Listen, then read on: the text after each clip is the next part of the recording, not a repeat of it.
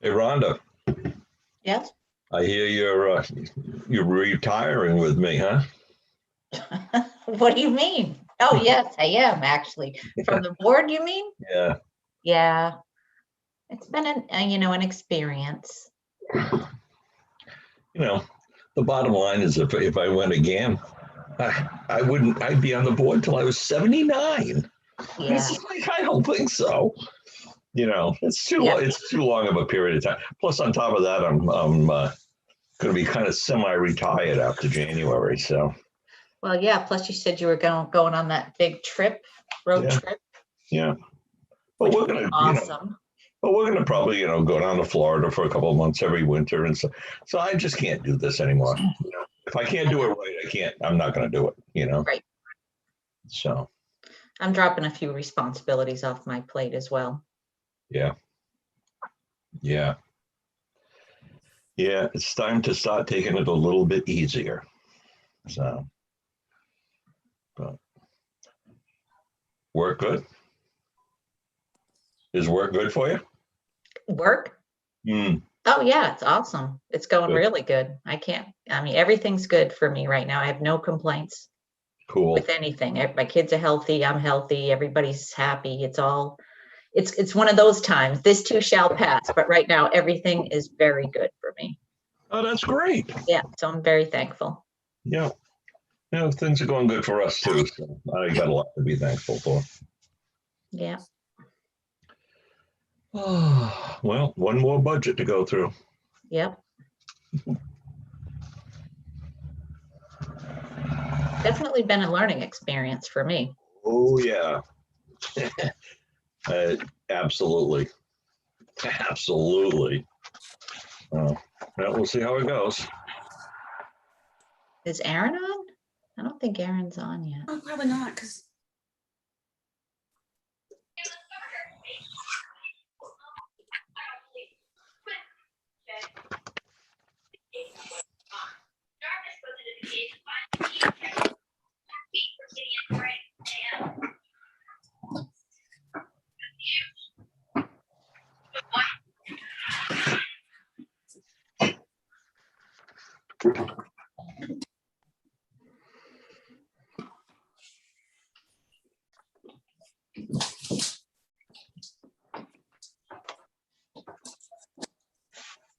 right now.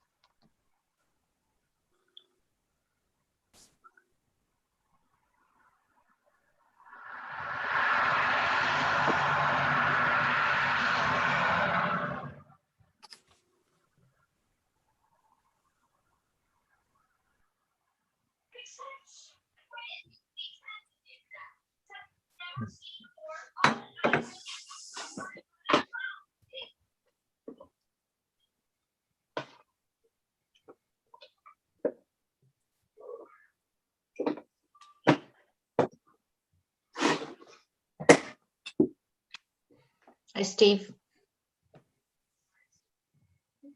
Hi, Rhonda. Hi, Steve. How you doing? Hi, Jim. How's it going? Good. Good. Good. Good. How's everything in the spaceship tonight? Look for planets to destroy.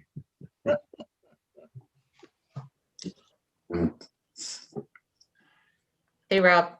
Hey, how's it going? Good. Um, Oh, finally got nice weather. Makes a whole bit of difference at my work. Yeah. I'll bet. you're It's getting very refreshing. Rob. You're getting quite a suntan there. Oh yeah, it's great. My Love it. Bring it on. God. I mean, you look like you're beet red. Oh yeah. Doesn't take long, that's for sure. No. I think today's the first day I took a different car to work and I didn't have the sunscreen in it. So today's the first day I didn't have sunscreen. Uh-oh. But it doesn't matter. I tan up like first week the sun's out. I'm brown as can be. Yep. Good evening, everyone. This is Rob. Hi, Rob. Hey, Rob.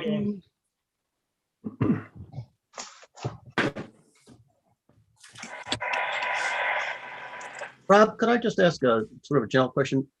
Of all those people who speak, your voice comes through the softest. It's the, for me, it's very usually hard to hear. I don't know what it is exactly, whether it's my end or whatever, but I don't know whether the folks have the same issue or not, but at least for me, I've noticed your, Yeah. Are others experiencing that too? it could be just be me, I don't know. I know at the Tuesday night meeting, there were some moments where your voice faded and it was, I didn't understand why. Maybe there was an obstruction to the microphone. I don't know why, but for the most part, I can hear you. I can hear you fine so that I know exactly what you're saying. It's just that it was odd that you did have that sort of fade away and then fade back in again the other night. Okay, thank you. Yeah, I usually use an ear set because it's a lot Okay, clearer. stop talking like that. Usually use an ear set because it's a lot clearer. Now I've been working through my computer. I'll check the settings. It's really odd because I can hear everybody. I can hear very well on this end. So it may just be my microphone going out. I can hear everybody fine, but you're just a little bit softer than most. My hearing isn't the best to begin with, so it's part of the equation. I know to the right of where it says mute, if you click that, it has audio settings and you can adjust, your audio going out and your, obviously everybody else's volume. Okay. So if you click to the right of where it says mute and then you go to audio settings, it gives you another screen where it has output volume and input volume. You see Okay. that, Rob? I'm seeing that. Yeah, so I have the input volume like 3/4 of the way up and the output volume 3/4 of the way up. But I know some people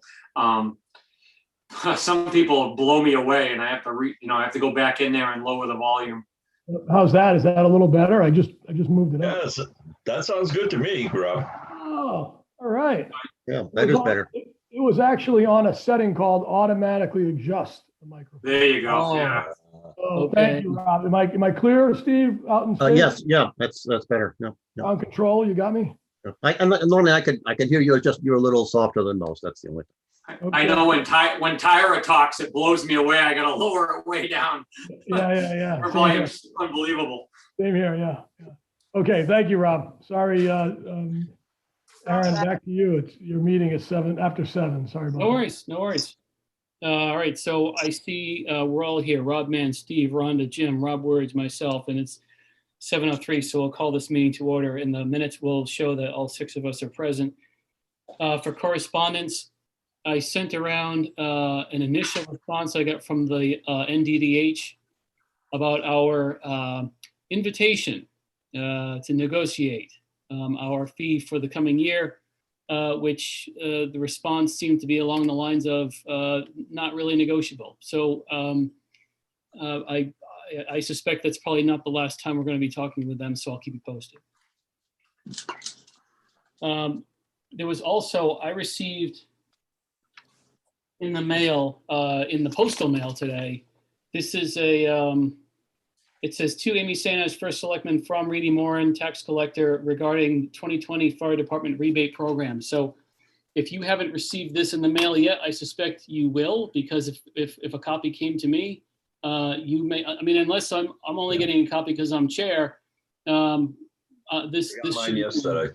What's that? I got mine yesterday. Okay, good. Is that the one that everything's in caps? Yes. Okay, yeah, that got it. Yes. Everything's in caps. I guess that means it's a loud letter. Anything else coming in Not that I know the last of. couple of days? Okay, so we'll move on to citizens' comments. And so we're in budget season, and so I ask if any citizen has a comment, they keep it to a total of 3 minutes. Is there any citizen who has a comment at this time? If you do, you can let us know by putting your name into the chat platform, or you can unmute yourself and say, I have a comment, and then you'll state your name and address. But is there anyone who has a comment at this time?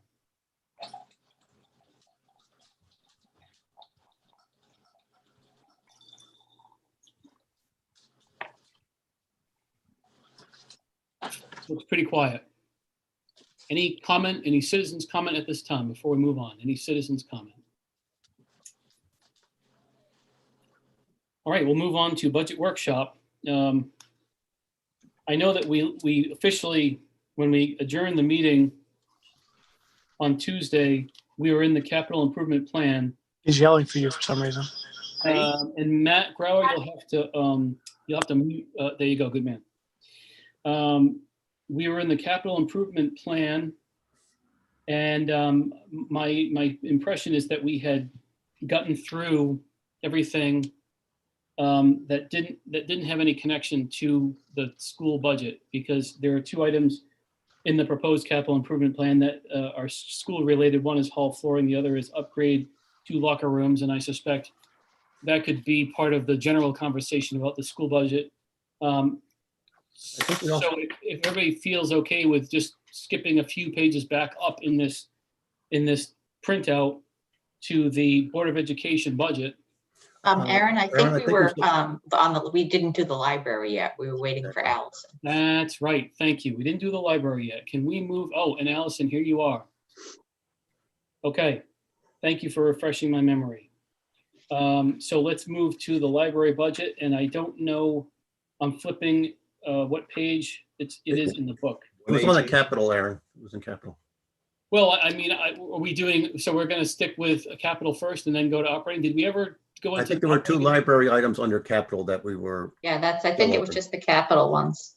Okay. we'd actually So- covered the library and the building. But Well, I don't know think we discussed it. I just don't know if we had any questions for Allison as far as the operating goes. So then we're still in the capital improvement plan. I think so. So welcome, Allison. Good evening. So I see in the capital improvement plan, there's library and community center building repair fund for 50,000. There's library and community center building roof fund for 25,000. Any questions or comments from Board of Finance members on either of those 2 items? Any questions? Maybe just explain the repair. Normally, that's sort of a part of the operating budget. You mean the repair fund Well, the library repair fund, yes, for 50? correct. Is it not 25? What page are we on? Can we all go to the same page? Yep. So Page 110. I'm on page 110 at the moment. All right, I'm on page 101. Let me see. Okay.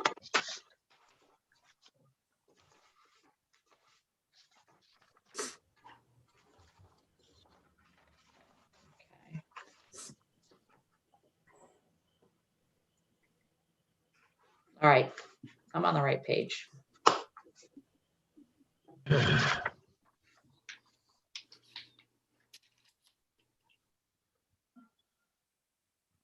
So then I guess maybe Allison, if you can walk us through what the thinking is behind the requests. What are your challenges? What are your Sure. needs? What are you seeing?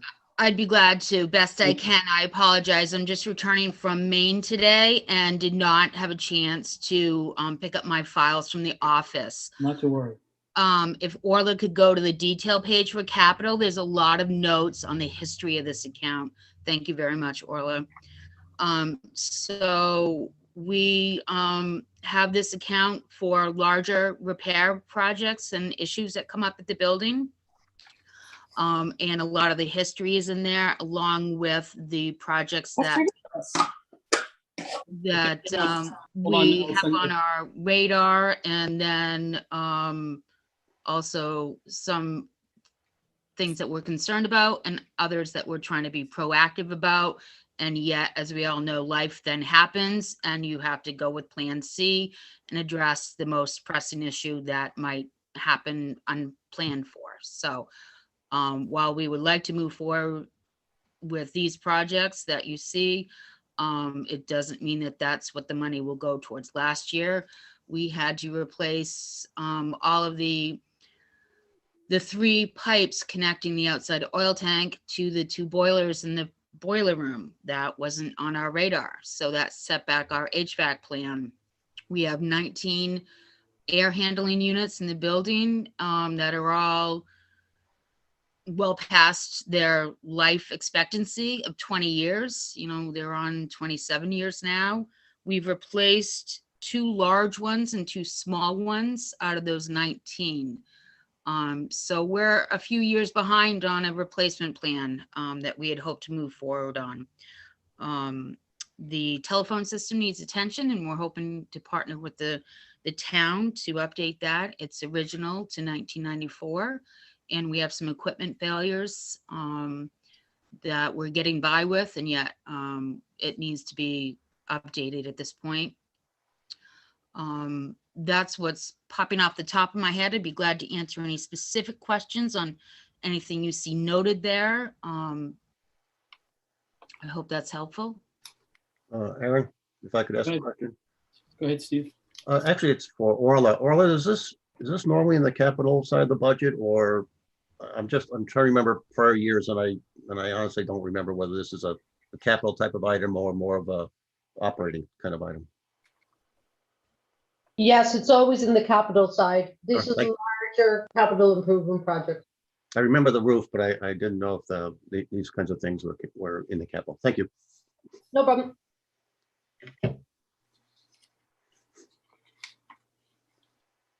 Any other questions or comments for Allison? I have just a question where it says balance 3/2/2020, 57,000. Excuse me, is that the current balance that you have left this year? That's you planning- correct.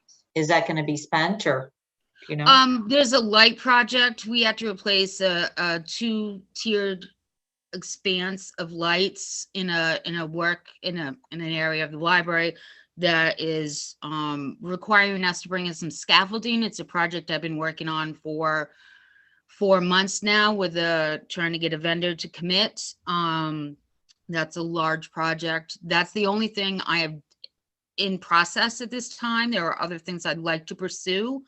We did do those 2 larger units, HVAC units, about a year ago. I'd like to move to the next 2. And that's kind of where we're at. Now, Allison, could you tell me roughly guesstimate on the lighting project you mentioned? It's about $5,000, Steve. Thank you. You're welcome.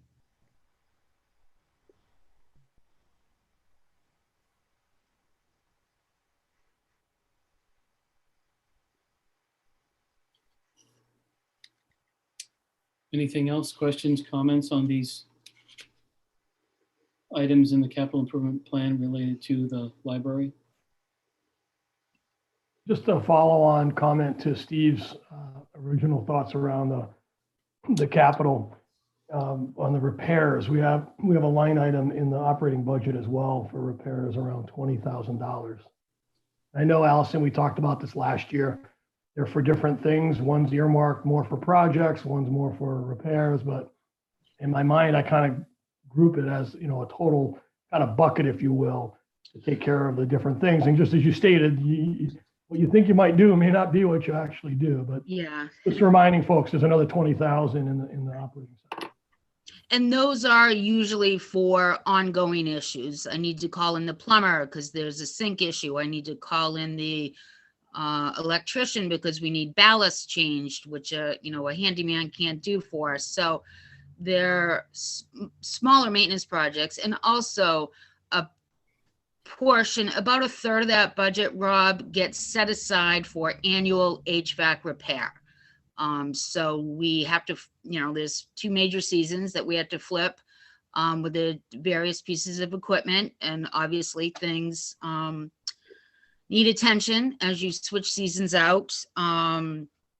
So about, as I said, about a third of that repair budget in the building budget, operating budget, is encumbered specifically for HVAC repairs as we move between seasons, which is usually when the problems show themselves. We then call in for service, get it addressed, and the system goes back to behaving, usually, knock on wood. Thank you. You're welcome.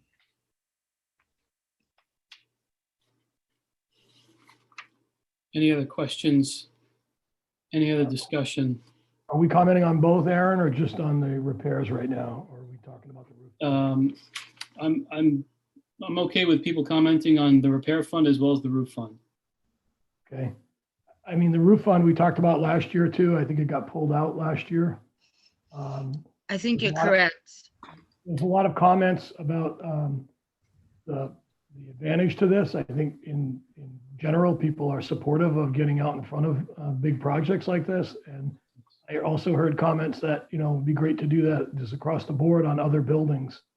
I don't know if we can afford to do it on all the buildings. That's maybe why it's not done. But my comment is, you know, I personally, I think it would be advantageous as a town to have a fund for the buildings and for the roofs. And much like you said, Allison, where you don't know what's going to hit first, you know, it would be nice to, whatever the size of the fund is, that we had something that could go to the most needy of needs when it comes to roof and bigger capital projects. That's maybe something more for the board to discuss or take up, but you know, something that's maybe not specific just to a building, but more broadly can take care of some of the town's buildings.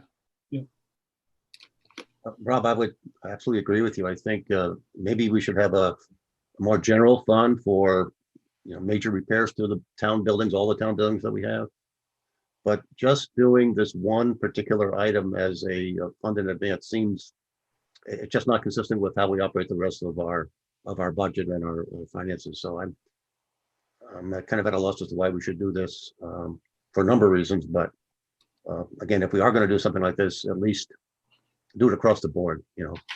Orla, could you advance to the library building roof fund? Oh, I'm sorry, is it set fund established? Okay, could you, would it be possible to have that note updated? This was established, while the request reads as it's a request of the Library Board of Trustees, because that is within their wheelhouse to move our budget requests forward to the Board of Selectmen before it, ending at the Board of Finance. This particular budget item was initiated by a previous Board of Selectmen. So it was not an initiative that the library board undertook. We were grateful to have it moved forward, but it was not of our doing at that time. So the building will obviously need a roof at some point, and a previous Board of Selectmen chose this direction on behalf of the building at that time, just to give you some background.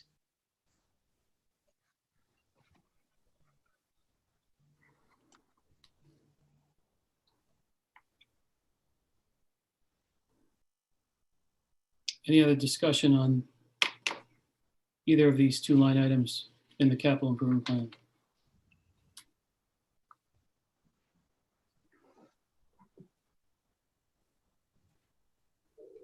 Anything else? Questions, comments?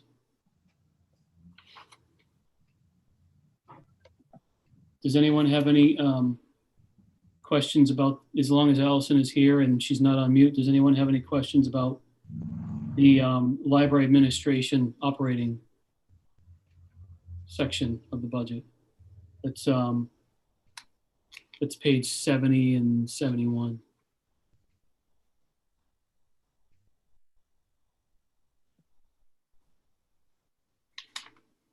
Any questions about the operating side or comments? I have a question there, Aaron. Go ahead, Rob. I'm going to open with saying it's not an easy question, Allison. It's not a decision. It's just a question. So please don't think that it's a foregone or was where my vote would be. It's just a comment that I'd like to get your feedback on your people. It was a difficult year with COVID and on a lot of fronts, as I understand it. Within the library, there was folks that couldn't go to work every day during the year, and now that's kind of behind us. We're back up and running. But given that year, call it a lighter year in terms of the drain on the work side of you know, the ins and outs of being there every day. If you were to propose, or if we were to look at a flat year in terms of no increases in salary, other departments have done that in other years, and I'm not interested in your opinion on whether we should or shouldn't. You put it in there, you want it. I got that. The question is really, do you think the people would how do you think that would be received if presented properly? Do you think folks would understand that and say, don't like it, would prefer an increase every year, but given the circumstances, I'd be okay with it? Or do you think you'd have a big problem on your hands? Kind of an open-ended question, but Understood. I believe I understand and appreciate your ask behind this, Rob, for sure. And I completely feel for anyone that has a budget situation in front of them at this time. I cannot believe we are walking through what we're walking through still as a community, a state, a country, a world. It's unbelievable. And it's coming at a pretty heavy price. The library employees did not receive a wage increase for this current fiscal year. I'm not sure if you're aware of that, Rob. Let me repeat that. The library employees did not receive a wage increase for this current fiscal year, as did many other town employees. We did not. The wages this year are the same as wages for last year. Correct. This year being the year we're in, not the year we're contemplating. Correct. Library employees did not receive a wage increase as of July 1 of 2020. Thank you. The library staff did extensive professional development work and virtual programming while the building was closed.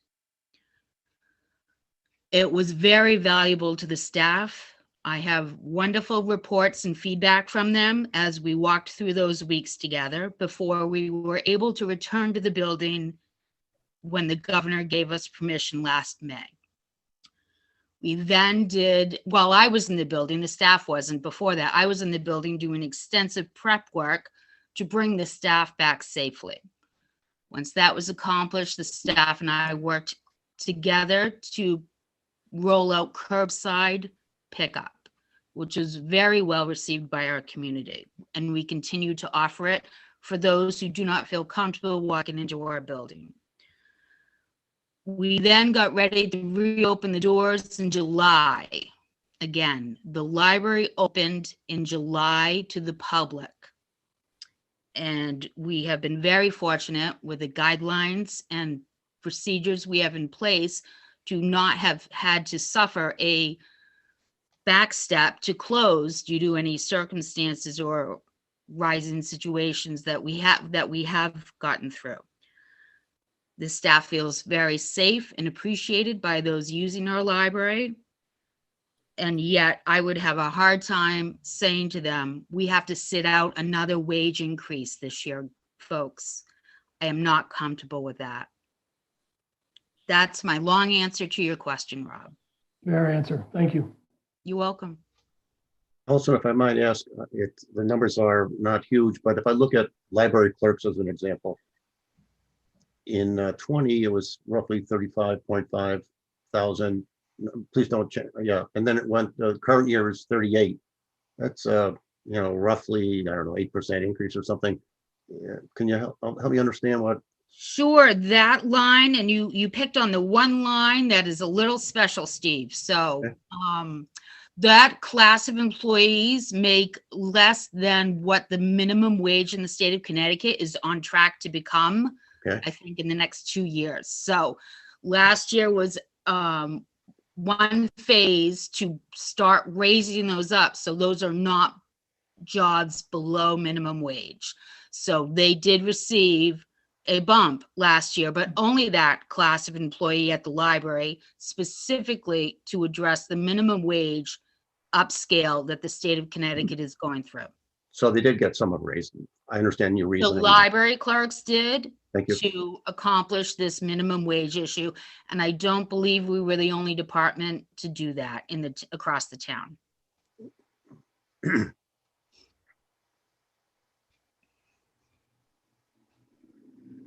And to add to that, Steve, for perspective, it was about an 8%. The minimum wage went up to 12 Yeah. from 11 on September of 2020. I say the library assistance went up, but again, a relatively small amount, but We're going to face that again this year. It's going to go up to 13 and then 14, and statewide it's going to go up to 15 over the next several years, $1 a year. is it going up to 15 this year in Connecticut? No, not 15 this year. It went up to 12, Following year. it's going to go to 13 this year. And then it's going to continue to climb until it reaches 15. It's going to take Right. several years, but it's just something we're going to be seeing Yeah. in the next few years to come, that dollar every year until it hits the 15 mark. So when rather than face a big lump sum at one point or to affect the job pool, because that's the other thing, there's been some turnover in the law in the clerk's position too. That was the approach that the library board wanted to pursue, is doing it in steps.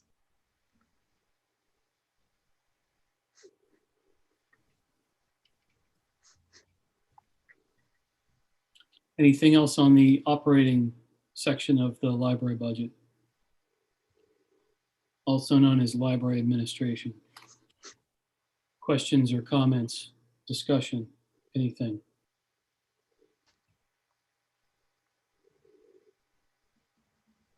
All right. So then is everyone comfortable with moving on to the Board of Education budget? We good with that? Okay, we'll move on to that. And I just have to find the page number in my booklet. I know it's down close to where the capital improvement plan is. It's only a few pages above that.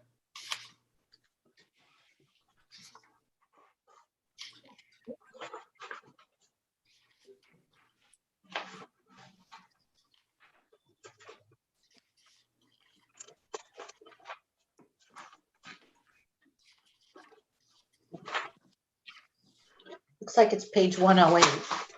All right. There it is. Thank you. Okay, We have this too, Aaron, just, yes. Any discussion from the board members? Any questions from the board members about the Board of Education budget? I'll just make a general comment about the Board of Ed budget. They were, the school board's done, or the school has done two great things in the last couple of years. One is the Bradley program, which has reduced costs of special ed, especially transportation relating to that, substantially, and saved the town big money. And the second thing was the change of the healthcare program. They were facing a substantial hundreds of thousands of dollars of increase in healthcare costs.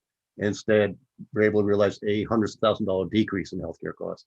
So just really want to, give them credit for those things. That's why the increase here, I think, is less than 1%. And I want to give them credit for those two. Those are the two major initiatives. I'm sure they've done other things as well, but those two major things have allowed them to come in with a budget that's a relatively very modest increase, I think.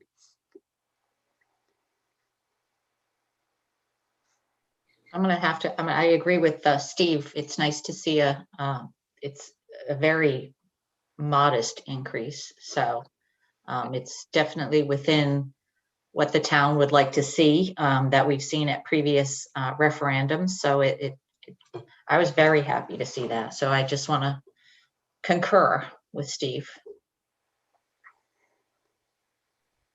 I had a couple of comments as well.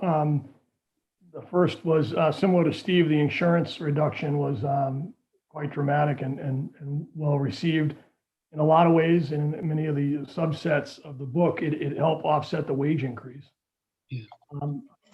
That's all very positive. The two areas that kind of jumped out to me that I'd like to spend a little time on is, one, the technology. Lots of Chromebooks and look like a pretty sizable, almost as much as the 153 in the budget. I think there was over 100,000 just in the technology. Sure, it's needed. I think it would be nice to talk through that. Is that recurring every year? Is that every 5 years? And then the second was the ads of people. Again, not saying that they're not needed, but we're adding people. I think a full-time maintenance person, and then there were a few partial ads for part-time people. And usually once it's added, it stays, and that's an ongoing, people costs are very expensive, as we know. So what's changed in the building that's requiring another full-time maintenance person. You know, that type of discussion. I'd like to learn a little bit more about that. So again, agreeing with Steve, great job on the insurance side, maybe touching on the technology and on the adding of heads, if you will, or employees.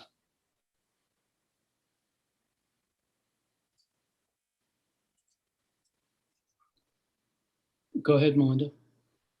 I guess I'm the one to answer these questions, and Bill Birch can join me on the maintenance. However, let's talk about the technology first. We were really fortunate last year to receive some grant funding. Remember that when we closed our doors in March 13th of 2020, we were not a one-to-one device. Not every student in the district had their own Chromebook.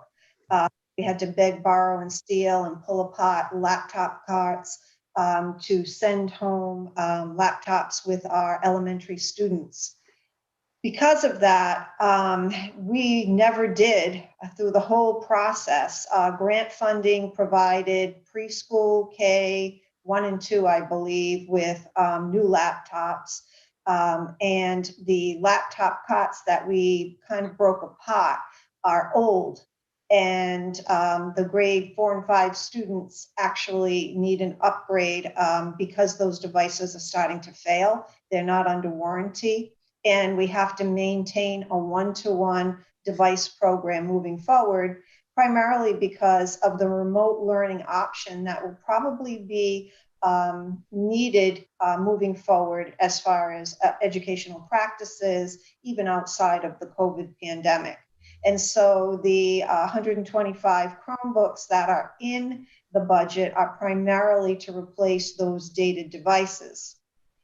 Also in the budget, we started with 120 devices for our faculty and staff because the devices that they currently are using and are failing are 6+ years old, and they were used when we received them.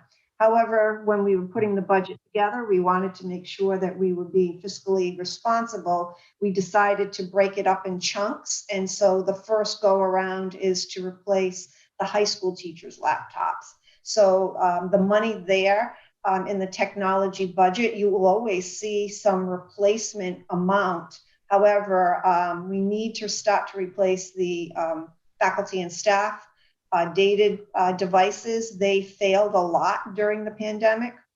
And then we also have to look at those older laptops in grades 4 and 5. So that's the technology answer. Last year, when the budget was reduced multiple times, we had positions, we had a retirement in our maintenance staff. Because the budget was reduced, we ended up not filling that position. I'm going to call on Bill to tell you why it is so critical that we put that position back in, because it's costing us more money than it will to restore that position. So Bill, you want to talk a little bit about that? Melinda, real quick before, because I kind of asked 2 questions at the same time. Before we move to the maintenance, Yep. Thank you for the explanation on technology. It's moving from about 50,000 to 150 this year. Right. If 400,000 came in.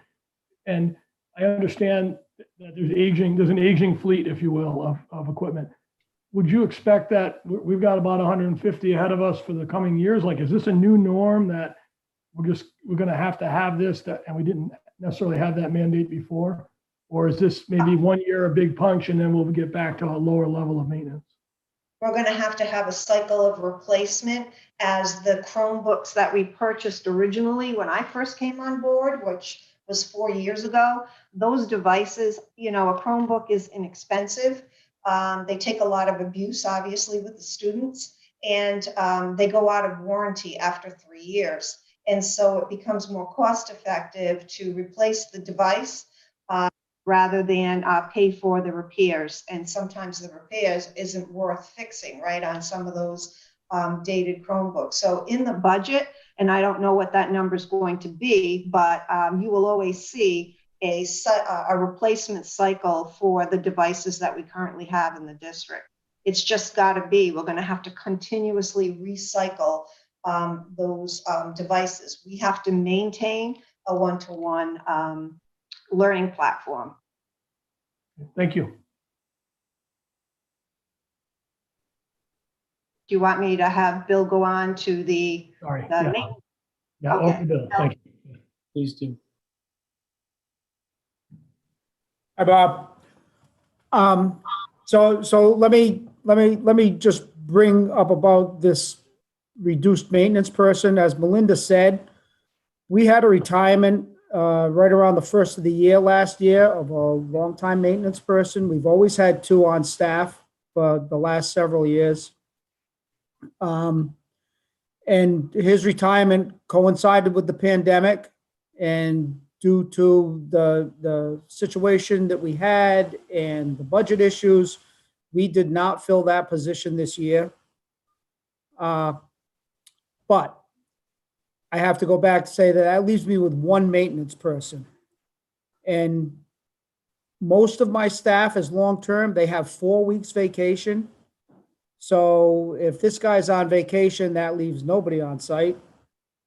But again, beyond that, you know, as Allison alluded to earlier when she discussed the library building, she has to call a plumber to change a faucet. She has to call an electrician to change a ballast, minor carpentry jobs. We historically have done all that in-house. And the building is the same size. The building hasn't shrunk. And it costs twice as much for me to hire an electrician or to hire a plumber as it does for us to do those things in-house. Additionally, we have 13 boilers that run in that school every single day. And they're not small boilers. They're of sizable BTU output. And if one fails, you don't always have the option to get somebody there right away. Northeastern Connecticut is not a place that's very easily accessed by vendors.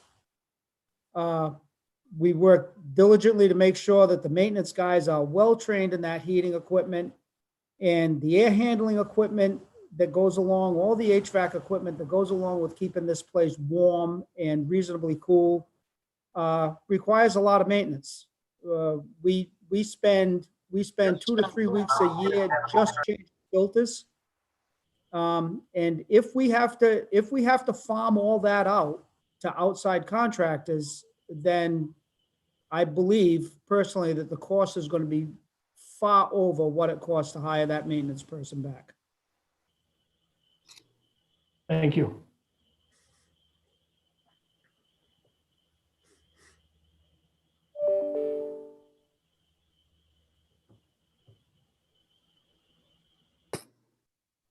Any other questions? Any other discussion? Any other comments about the Board of Education budget? One question I might ask. Go ahead. Budget has been susceptible to changes in special ed needs. What are your thoughts going forward? Are we, what happens if there's a decrease or an increase?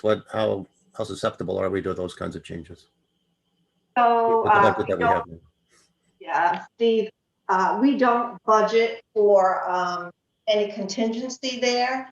And I can tell you that just last week, we have 4 out-of-district placement and a possible 5th out-of-district placement that we're going to have to deal with. Luckily, Mr. Jones, the People Service Director, has done an outstanding job of trying to really maintain that budget.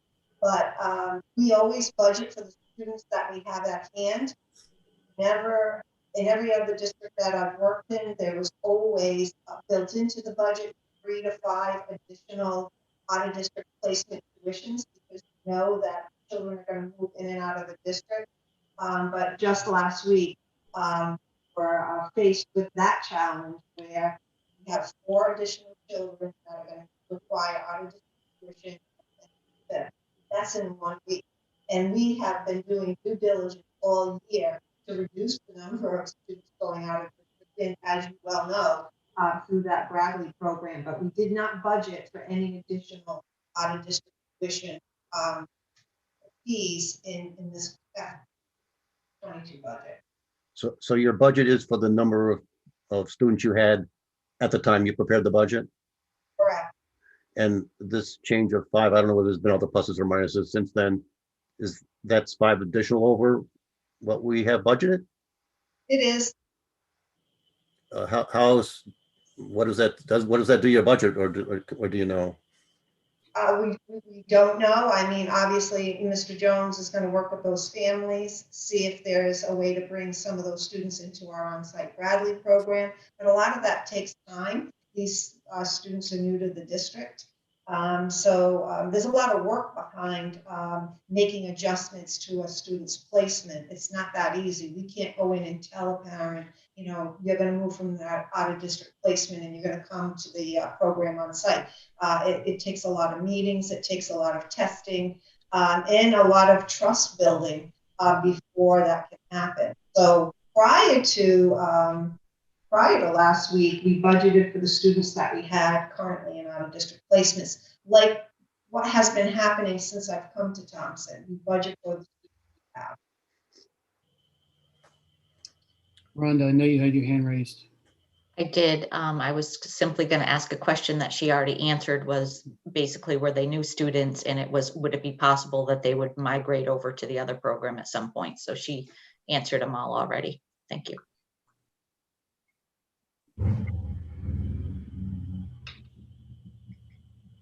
And then any other discussion? Any other questions? Any other comments?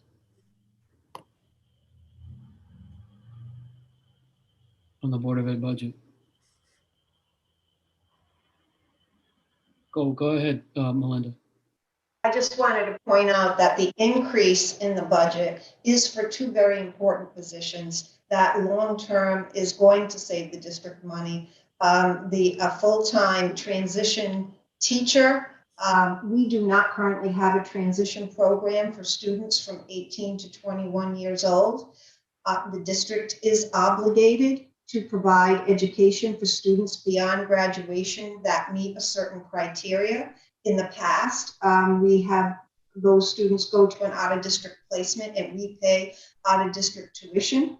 That tuition with transportation can exceed $100,000. Adding our own teacher and developing our own transition program will certainly save the town long-term for students that are starting to age into that group. We have 2 students that are going to move into transition next year, and then following the next couple of years, even more students going into that program. So adding the transition teacher is one of the reasons that there is a budget increase there. And the other is to add a half-time technology educator at the high school. We have expanded our manufacturing, construction, and engineering career pathways, and to add more courses and to handle the students that are interested in taking those courses. We add an additional half-time staff. So that increase of $153,000 basically covers those 2 new programs. But the transition program is critical because that's the program that's going to have long-term savings for the town.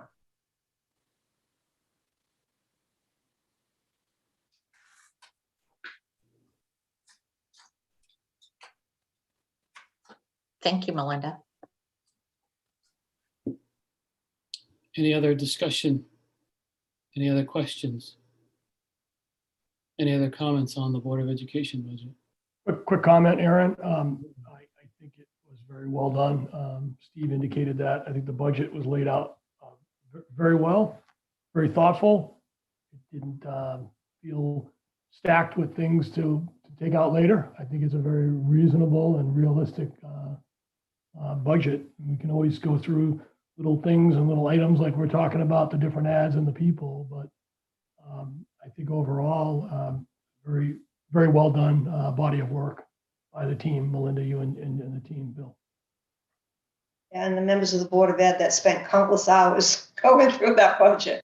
Lots of people involved, so it's really great.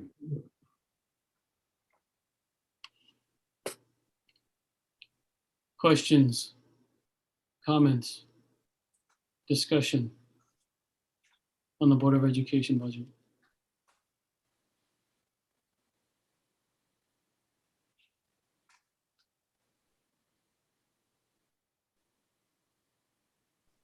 I know as we went through this budget, we had, I guess, put little notes and bullet points along the way, things to quote unquote revisit. I don't have that list in front of me, but is there any parts of this budget? Here, I guess maybe I should ask this question. And this is probably not a Melinda question. Maybe this is more of an Orla question, but are there any parts of this budget that we didn't have precise numbers when this was put together, and now that it's April, whatever it is, maybe we have more precise numbers. Maybe some numbers are clearer than they used to be. That would give us more specificity. Yeah, go ahead. Maybe we do, maybe we don't, but that's a typical question that we ask each season. Is anything that's more clarified now? I just stepped out of the room to go get something from my printer.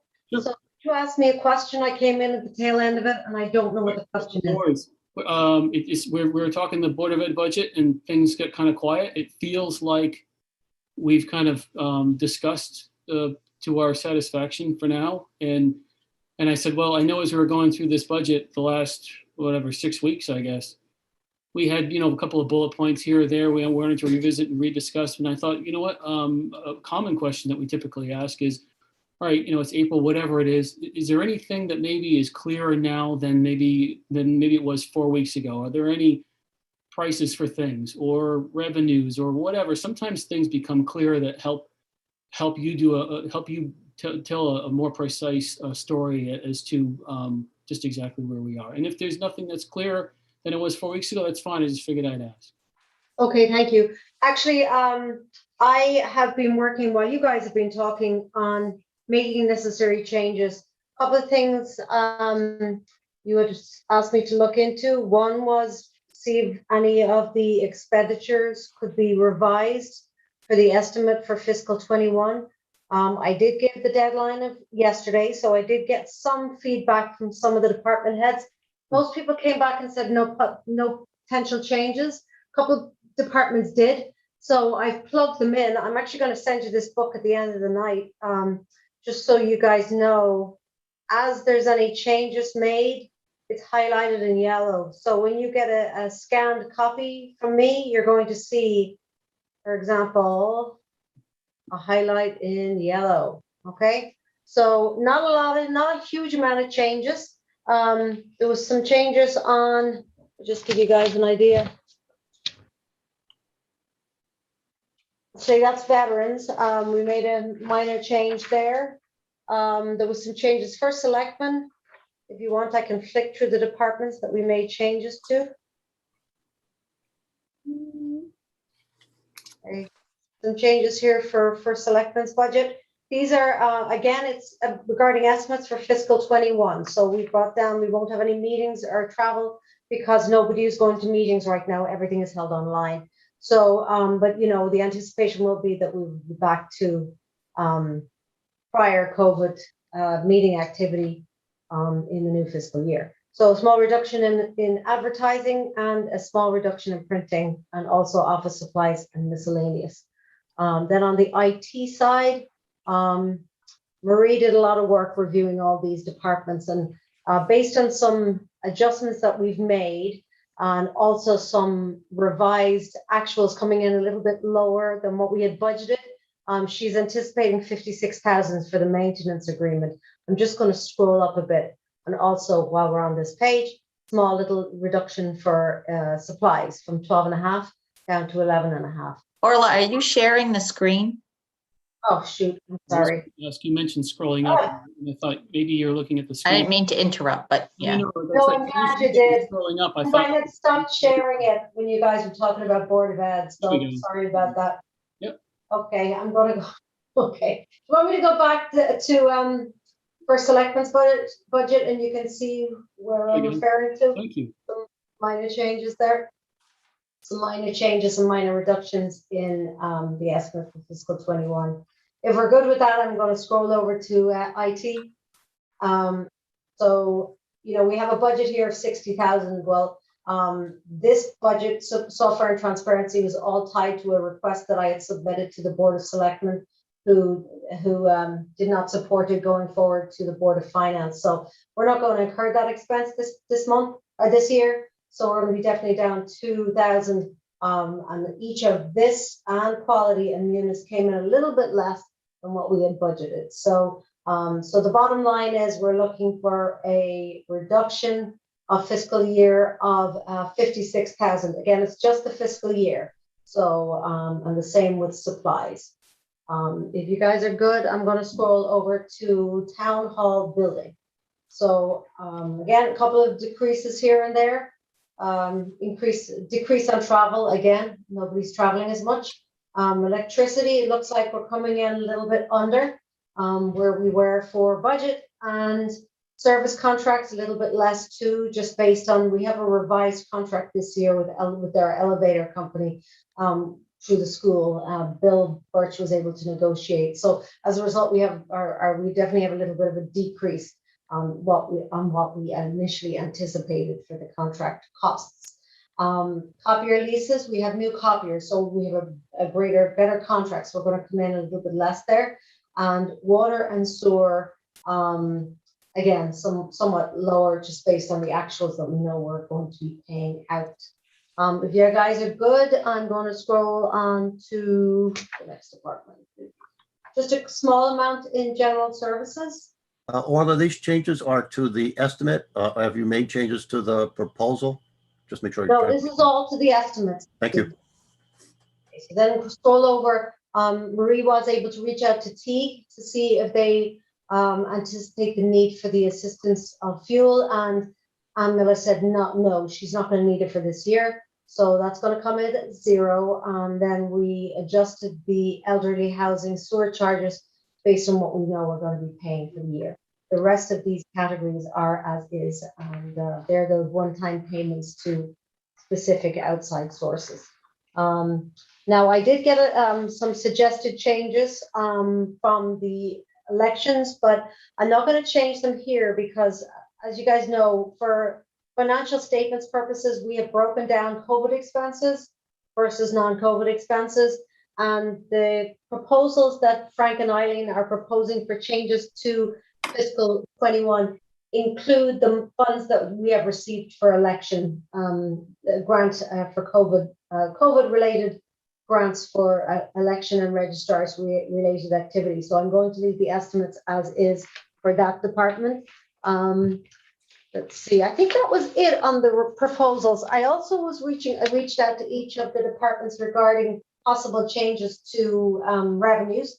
And if you just bear with me 1 second, I'm actually going to share an email that I got from Rainey. Pardon me, Orla. Yeah. Before you move over to revenue, can we pause on expenses for a moment? Absolutely. Go ahead.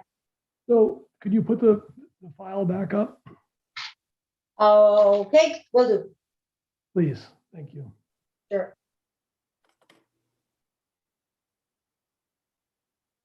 Okay, what department would you like me to go to, Rob? Go to the last one, general, or anyone at this. Oh, general services, sure.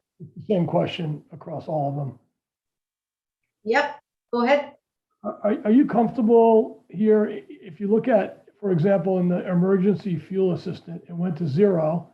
We know why. It's going to go back, and you have in the budget a 6,000. In other cases, things went down for what I would call a one-time event. We're not going to have another COVID, right? So a one-time event drove some of the costs in the estimate down. But it's very likely they're going to be back. Like you mentioned, travel. I know it's a small number, but let's not hang on the numbers right now. The travel went down, but eventually we're going to get back to our prior normal state. So throughout these line items, are there areas, or do you need to go back through and look where we haven't dropped something down this year and then continue that into next year inadvertently, let's say, and it's going to bounce back up on us? I don't believe so, but this is an Excel spreadsheet. So either way, I'm going to be checking my formula and making sure they're feeding into the right columns. But I don't believe so. No, any of the things that we did, temporarily remove for estimates of fiscal 21, we have ensured that they are still in fiscal 21 or fiscal 22 if needed. Okay. yeah, it's a big task. There's a lot of lines, but that's an area that could bite us, and we could be, partly into the year and looking at that saying, boy, we missed it. We continued it on the downward trend. We missed it. And that's the call out for the question. No, I know. It's the nature of trying to work with a spreadsheet. A lot of detail. Thank you. Okay. If you guys are okay, I just would like to flick over to the revenue, if you don't mind. I'm good with that. I'm going to stop sharing this, and I want to share Rainey's email because unfortunately, when I did walk away to that printer, it didn't print for me. So, okay, let me try and share this document. I haven't even read this. So, if you want to take the time to read it, it might be helpful. It's in relation to what he anticipates for revenue through the rest of the year for taxes.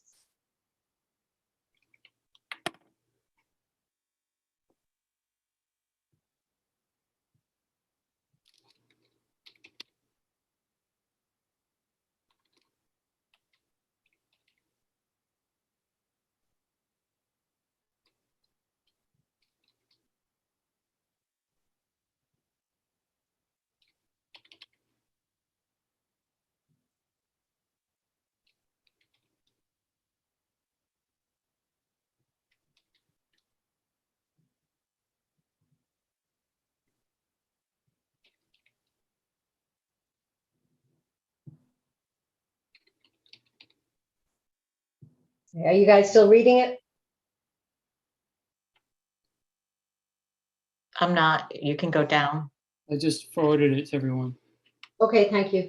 Oh, that's right. Yeah, you're on it too. So I guess what he's really saying here is the current year's revenue. He's given me an idea of what we're likely to receive, which is typically something that I'll get from Rainey after we finish March's close. That's when we usually have the discussion with regards to what's going to happen next. I'm going to scroll over. I think he said that he will make up the shortfall in prior year taxes because we are already pretty close to that anyway. I'm going to scroll over here to the tax lines. And okay, so what we're anticipating here is going to be less by $108,000. And that's FY21. Oh, sorry, wrong line. Estimate here is going to be less than, you know what, I underestimated when we originally did this back in January. This is what we were anticipating at the time. So we're actually going to come up higher than what we anticipated back in January, which is good news. So I'm going to take this number here, which is our actual budget number for the year, and reduce it by 108,000. Pardon me, Orla, could you share that part of the screen? Oh, okay. Can you not see what I have? We're saying the letter still. Yeah. Oh, yikes. Okay. You think I've got the hang of this by now? Okay. So what can you see the general property taxes screen, everyone? Yes. Okay, we're good. So, so the budget number is for current year taxes 16.924. Rainey's suggestion is we're going to come in current year taxes lower by $108,000.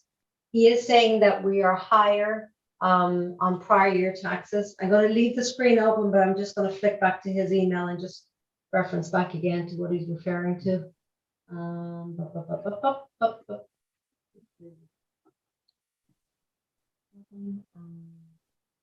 He thinks we will make some of the shortfall up in the prior year taxes where we have already collected 90% of the budget with 3 months to go. So again, I'm going to flick back to what you guys are looking at right now. So on the prior year taxes, I'm going to suggest that we do an even and leave it as is. Interest and liens, I'll leave the same, but we were already anticipating a reduction here on the motor vehicle supplement because of the issue at the DMV. However, it looks like based on his email that he's anticipating a shortfall of $68,000. Okay, so I will be removing, sorry, 67. I will be removing 67 from the budgeted amount. And there we have some revised estimate for taxes. If you guys are good, I'd scroll on to the next item that I have. Well, I just want to make sure you reduced it was the motor vehicle supplement by 67. And Right. then it was, I think it was 41,938 is the amount that Nutmeg Container is not going to pay in tax revenue. I just want to make sure that it's 67 and 41,938 as opposed to you put 67 in one line item. I just wanted to make sure you didn't put 108 in another, because if you put 108 in the other, then you'd be counting the 67 twice. I was, and thank you for noticing. So Yeah. I will add back the 67. I'm gonna just calculate that to make sure.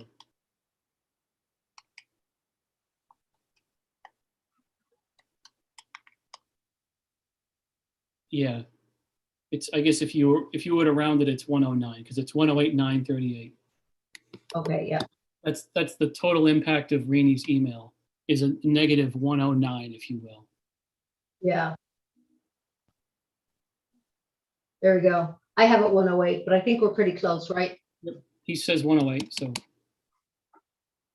I'll leave it as is. Okay, so the others are, we have some local revenue adjustments here. Can I ask one question? Go ahead. So based on this here, this is the current year that made some changes in the current budget. For the 2022, do we expect to receive more due to those changes, that they're going to be coming in later? Well, as you see, we've already increased prior year taxes. Yep. By 50,000 already. And these are numbers that have been provided to me by Rainey before. I think conservatively speaking, we're better off not increasing any of these lines. Okay, I just thought I'd ask. Sure, no, I'm glad you did, but I think we would leave them as is. Orla, the other question was, and maybe the answer is you can't count it yet, but there was another email from Rainey about a back tax, prior year tax, that he used the word encouraging. I think the house is under contract, so that the town would recoup about 50. He goes 58,300. Yeah, 58,329. Yeah, go ahead. Is that going to roll into next year, or is that something that would still hit the 21 estimate? I don't know. I'll have to talk to Rainey and find out because I'm just reading it now. Okay, well, we can address it later. There's another 50,000 floating out there potentially. Can you make a note of that? I'm sorry. Dottie, can you make a note of that? Dottie's been sending me my list of homework for everyone, so I can make sure I haven't forgotten my notes. If we can increase revenue slightly, it helps, so. What I'm also opening here now is an email from the town clerk with similar proposals regarding changes to revenue. So let me just take a look at this. I'm going to share this for you guys too, okay? Thank you. Unfortunately, I was in a conference most of today, so I'm only actually getting to look at this information this evening, so apologies. So here we go. So what this is information we already have in. What I had asked her to do was take a look at where we were for fiscal 21. So she had her original estimates in for town clerks as 70, where she's talking about 80 now, an additional 10,000 on the conveyance tax, 500 on vitals, 200 and an additional 200. So I'm going to take those numbers and add those into the budget. Just bear with me.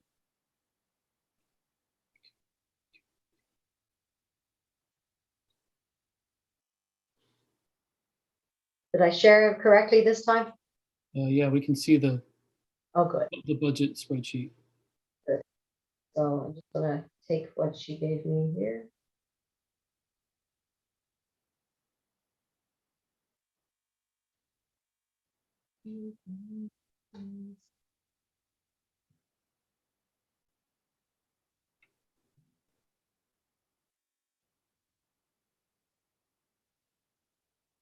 I know this is tedious. I'll be gone in a second, guys. Take your time.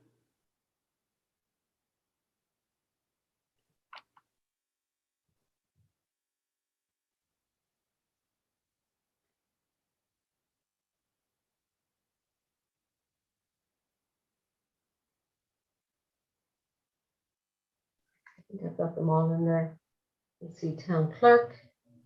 You see, we budgeted town clerk only 49,000 and it's coming in substantially better. Okay, so 80,000, let me just make sure I got all those numbers correct. So her new projection is 80, 130, 8, 200. We already had the dog share in there. So that's good. Okay, we're good. I'm just gonna save that before we go any further.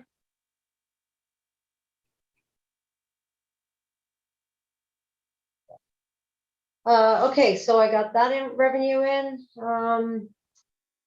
Rich and I were going back and forth also on some of the other revenue lines. As this building was already estimated by Terry to be 125. He anticipates 125 coming in for this year, and that's what he, as you know, he already budgeted that for next year, so I wasn't going to make any necessary changes. So it looks like we're going to take in, we'll probably take in the $200,000 in transfer permits. Now that report that Rainey shared with you guys, I just got to swing back and take a look at it and see what he had in there for revenue so far for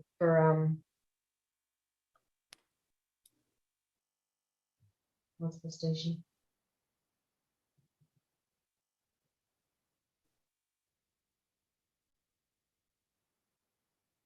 Okay, we have already received over the $200,000, which was budgeted for permits. So we haven't even sold the seasonal stuff yet, which is really helpful to hear. As you see, this is 100,000. We could easily increase that up to $210,000.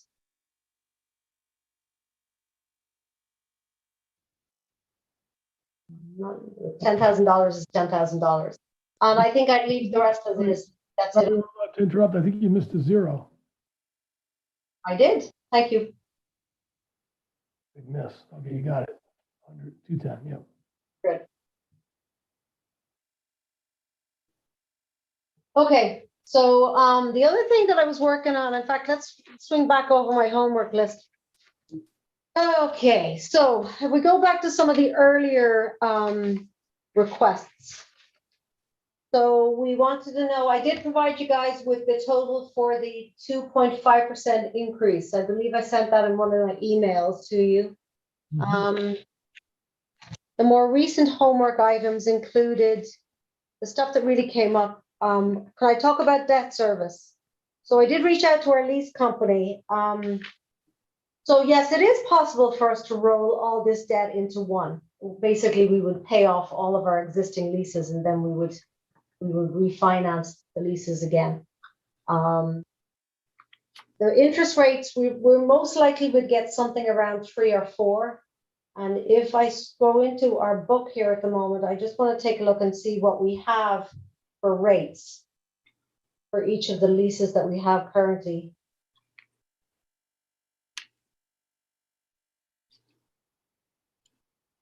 Okay, so it looks like most of our leases, if you average out our leases, the average is 5. He's proposing at about 3.25%, 3.5%. So I definitely will be looking into the option of doing this.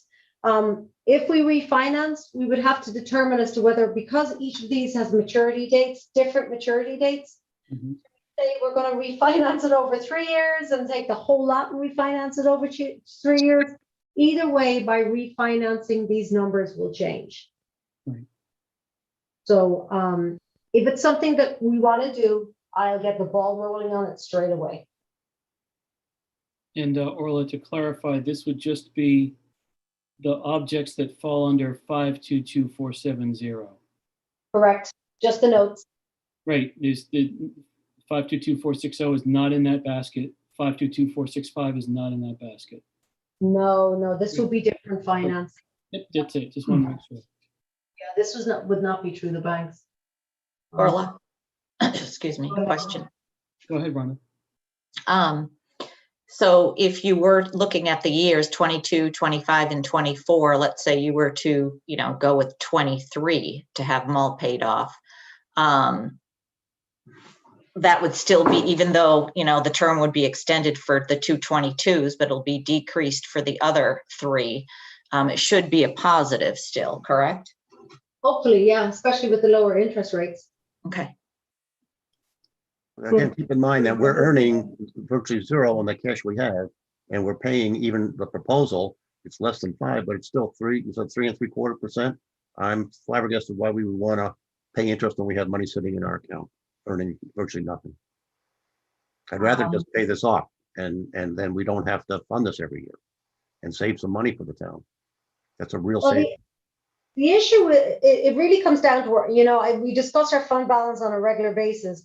That was something that I'll be working on for next Tuesday for you guys. But in reality, one of the things that came up in the call the other day that we had with regards to the bond sale, a couple of banks chose not to bid on us because they looked at our fund balance and saw how low it was. Currently our fund balance is below 7.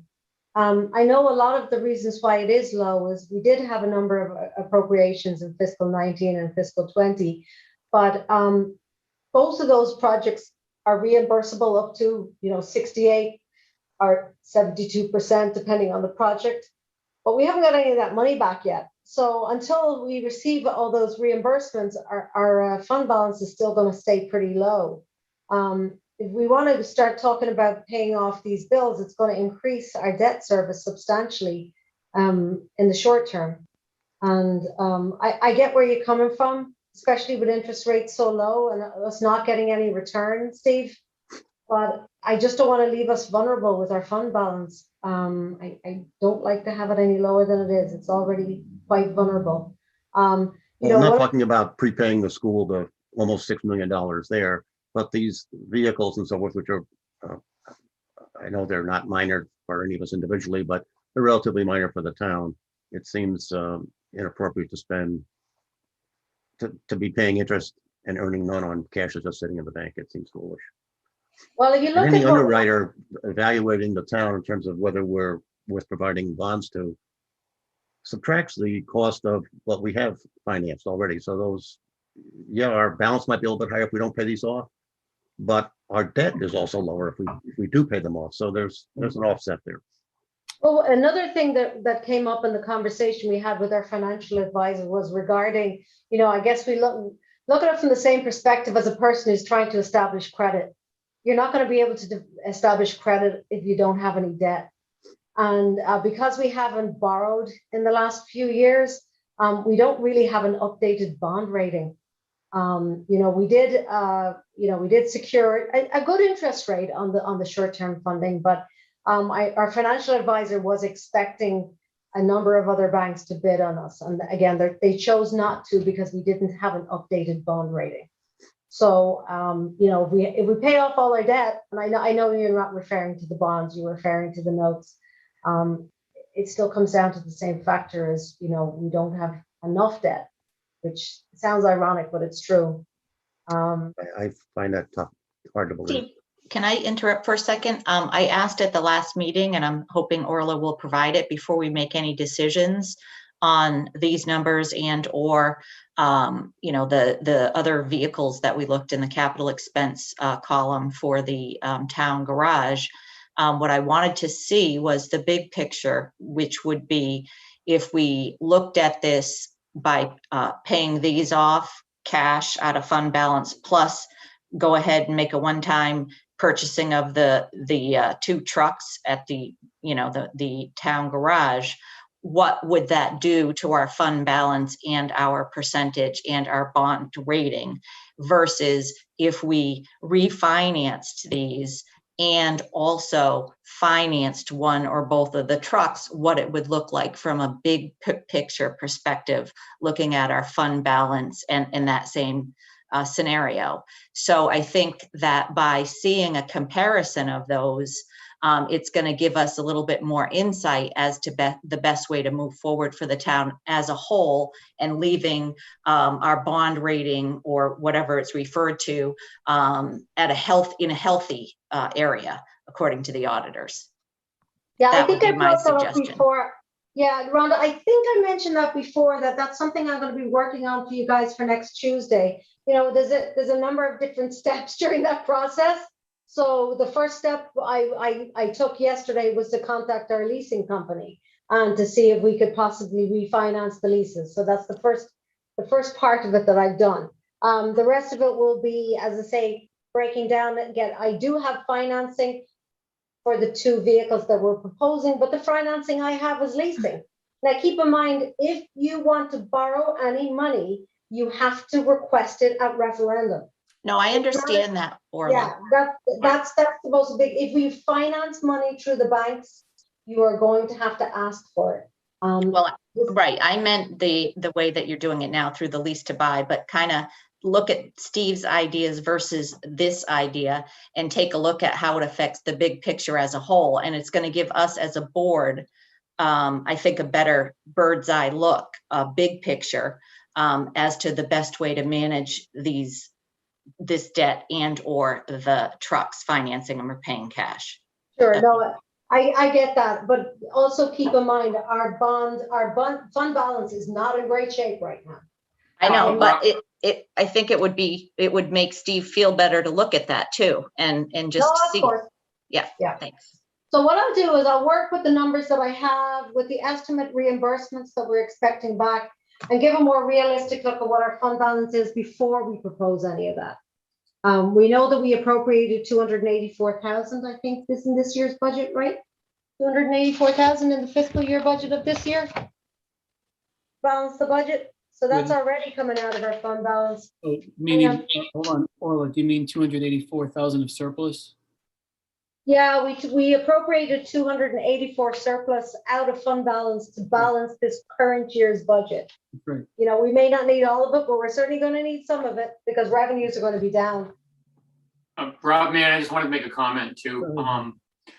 Also, if we're gonna pull some money out of fund balance event, if we decide as a board to do that, we should also just look at maybe possibly paying off the highest interest loans, opposed to, you know, just buying the new things, you know, the new truck or trucks with cash. We should probably look at paying off the higher interest debt, opposed to doing that. That way we get a lower interest loan if we buy something else, opposed to, you know, we're better off with a cheaper interest rate than we are a higher interest rate, obviously. Yeah. I just did some quick math while we were talking, and I'm looking at these vehicles that fall under this basket called note retirement. The one that's got the number 522470 in the far left column. So that's 169,771. If you add to that the 2 trucks that are in the capital improvement plan, that would be 568,000. If we were to wipe out what's on the books and then buy 2 more trucks, that would be 568. Aaron, it's Rob. Yep. That 169 though is a yearly number to pay down a total of 456 in principal. The number you added to it, that 400, that's the full principal burden, not the yearly. Not the yearly obligation. I think the 400 is the 2 new trucks, Rob, and you're right, column P is the amount outstanding as of 7/1/21. Okay. I think the same thing Aaron was saying, but it rolls into the principal side line of it. But hold on, but the down the bottom of column P is $6 million. So that can't be just the trucks that are in. No, that includes the school, $6 million, 5925 for the school. You take into account just what's in 522470, Aaron, it adds up to about 450,000. There you go. Yep. Oops, sorry. How come it's not summarized on the spreadsheet? Aaron, on line 6 of that, on the spreadsheet line 6, the reason there's 6 million at the bottom is because there's 6.3 million at the bottom is because there's 5.9 of school funding. Principal. Right, so hold on. Oh, now the number's gone. So 6324 minus 5925. And 105. It's that whole row. Yeah, So there's no that's subtotal. 294. Yep. All right, thank you. So that's 294 plus 195 plus 202. So it would be basically $670,000 to wipe out. If this is how I'm following you guys, it's $690,000 to wipe out the trucks that are on the books, plus buy the 2 new ones that Rich wants. 690. I'm not sure of that, Aaron. Orla, could you give us the total of those 5 items? I'm just trying to. Okay, so I'm trying to You follow gotta the go- math that I think I'm seeing. I was just trying to get into my accounting systems, check some numbers. Now, if we look here, this is the principal as of 7/1. If you take all of these principal balances, it equals $456,000. Okay, 456. The number, Aaron. So to pay off, this is what's left. In other words, this is what the lease payments are left. So You it's end up getting away with a little bit less than this because these dollars include Mhm. interest through the end of the terms. Oh, okay. So you So- could be less than that, so- gotcha. But it's Yeah, so so it's based on basically- just using round numbers, using the numbers that are inside that don't move the box. Using the numbers, 456. don't move the box, using the numbers that are in that box right now, plus the 2 trucks that Rich is hoping for, that's about $850,000. If we were to wipe out what's in the box and buy the 2 new trucks. Correct, that's correct.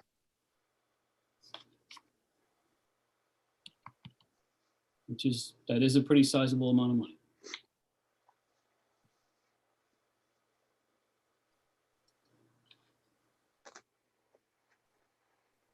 Okay, thanks.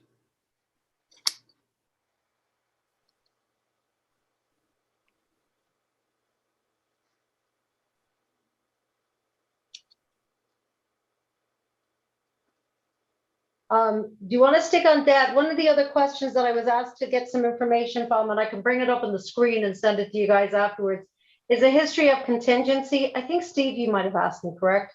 I think so. Yeah. If you don't mind, I can stop sharing the document and show you something. One last question on this, Orla. Go ahead. Kind of a compromise between the full refi and where Steve was going of paying it off. Yeah, We potentially could get, latch onto that 3.25%, right? Drive down the 5% average that we're paying. Refinance at the 3.25. Keep our 169 flat. In other words, back into it so that we're still paying 169 a year, which is the total of payments for those 5 vehicles. correct. And then we would just pay it off at, let the variable be time. We'll just pay it all off earlier. We're not changing our yearly burden. We're just getting there quicker. Not immediate like Steve wanted, but we're not waiting a 3-year term or whatever we pick. We just run it out at 169 until it's 0 and we're done. Like that thought. Rob Man. Yeah, good idea. I agree. And it will keep us in a better standing by doing it this way as opposed to paying it all off in cash. I look into both options. I'm just looking to see if I got another email in from the lease company today with anything better than what we were talking about. Yeah, he threw out a possibility if we were to pay it off on 5/31 and refinance on the same day. He thinks we could get into something about 3.25 to 3.5. Yeah, I'm just checking to see if he gave me anything else. Nope, no more information. And Orla, maybe he could look at, I don't know if it's possible, but could he look at leasing what the lease would be on the 2 new vehicles? Yeah, he already gave me pricing on that, actually, Rob. I think if not, if I have it for you, I can actually send you the numbers. But it's approximately, before we start talking about refinancing the existing ones, currently, if we were to do a 5-year plan on those 2 vehicles based on the current rate, it would be about $89,000 each year for debt. Yeah. You gave us 89,000 last meeting, so that was already at the reduced percentage. I thought that was more at 5%. Maybe I didn't catch it. No, it's at the similar rate. I ran those numbers for him about 3 or 4 weeks ago. The rates have gone slightly up since then. So we may not get quite as good. but he was probably looking at less than three at the time. Okay. So it might be a little bit more than that. Either way, I will have him update them and we can look at a couple of different options. So if you have any other thoughts about this afterwards, before I approach him tomorrow, I'm tied up in meetings in the morning. I won't be till the afternoon. Just give me an email in the morning and I can reach out and ask him for a couple of different options. And so, Rob Words, at the risk of being redundant, I just want to make sure when you were talking about running the 169,700 out for a few more years in order to retire earlier, you're talking about just what we can see in front of us right now. That's not including the 2 new trucks that Rich has included in the capital improvement plan. That's correct. Yeah.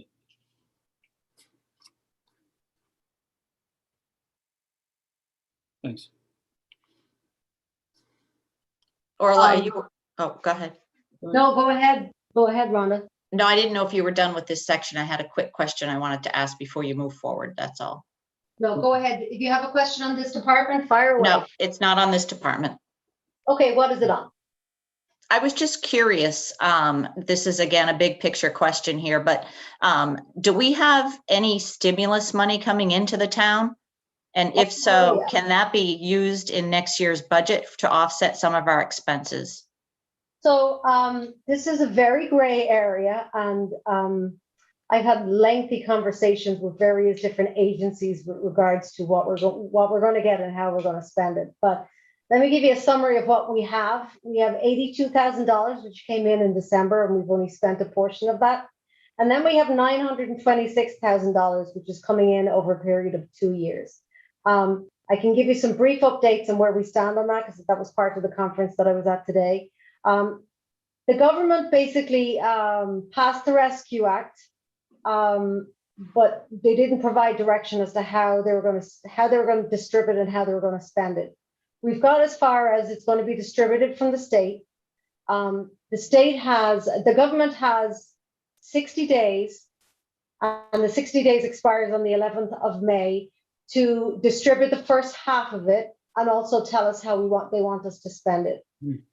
Because of the nature of our small town, it's not coming directly from the feds, it's coming through the state, and the state has an additional 30 days to come up with telling us how we should spend it. So we may receive half of that by the 11th of May, but we may not have full direction as to what they expect us to do with it. There's some broad information that I got today that I'll share with you guys when I'm back in the office tomorrow. But it spreads from anything from infrastructure to broadband to public health to assisting nonprofits and small businesses in your community to providing emergency relief. It's so broad, it's hard to know where to start. So the only one that I would recommend that we would associate with any COVID funds that we're getting is really the public health money, because that's the one thing that's very clear from the direction that we've got so far is it's a public health emergency. So if you were to assign the $64,000 or $65,000 that's been requested by NDDH, we could certainly cover that 100% out of any of the COVID funds that we have received so far. So that gives you a little bit, it's kind of a broader version of answering your question. It's so up in the air. It's just really hard to know how best to spend the money. And I know the school's going to be in the same boat. It's almost like, they're throwing the money at us and then telling us afterwards what they want us to do with it. So just to kind of peel the onion back here a little bit further. So the 900 and some odd thousand, is that the total amount that you're expecting to receive for the town together, school and town as one? Or is there going to be another allotment that would be allotted over to the Board of Ed?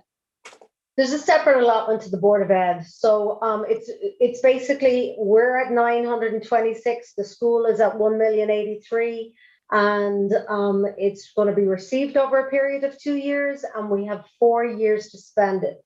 Whether we distribute it to different agencies or other sources outside of the town of Thompson, either way, it has to be distributed and spent by the 31st of December, 2024. And we're not going to know what to spend it on until like minimally 60 to 90 days from now, correct? I think they're going to take every day they possibly can. So I don't think we're going to get entire. We may get dribbles of direction.